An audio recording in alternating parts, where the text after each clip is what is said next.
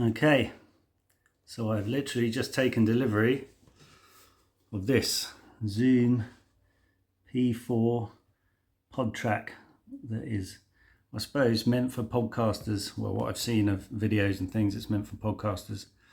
But I'm going to use it for something different. I'm going to use it for recording bands. So my band, or a band I'm playing in. So let's see what we get in the box. Lots of instructions, which we will peruse later. Right. That is really small. Look at that. So the reason I have bought this is because a friend of mine lent me his Tascam 32 track multi-recorder, digital, everything. Does all sorts of crazy stuff. You can do 8 inputs at a time. You can do compression, effects, reverb. You can mix it on it. You can master on it. But what I found I was doing with it was I was just putting a handful of mics on the band, just at rehearsals or gigs, and grabbing the audio clean and then bringing it home, moving it onto my laptop and editing it on my DAW software, which is fine. But the problem being is the Tascam 32 is quite big, cumbersome, heavy. It's great, but taking it around to gigs and rehearsal rooms and stuff is really not practical. So I saw this and my idea was I could use this because I only play sometimes in a 3 or 4 piece.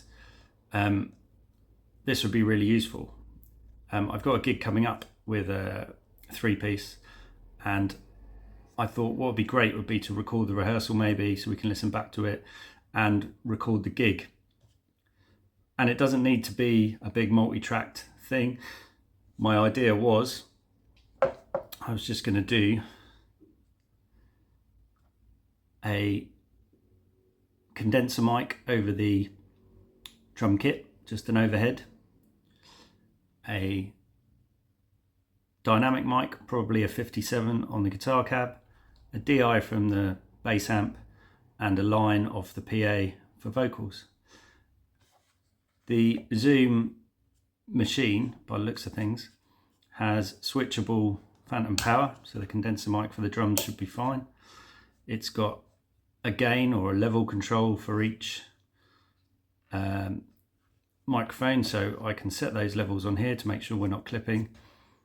And then if we were to record at home doing acoustic demos or things like that, there's 4 headphone outs on the bottom here that we can wear headphones, listen to the level, and off we go. Now this all records, from what I understand, onto an SD card. It goes in the side, which I can remove, gives you 4 WAV files which you can then edit on your DAW software. And this is battery powered. Batteries come with it, so I don't even need a mains socket to do it. So that's my thought anyway. I'm sure there are engineers screaming at me at the moment saying, oh, you need the Tascam, you need to make sure you've got plenty of compression, you need to make sure you're doing it all wrong. Well, this is how I'm doing it. If it all goes wrong, it's my 150 quid that I've spent.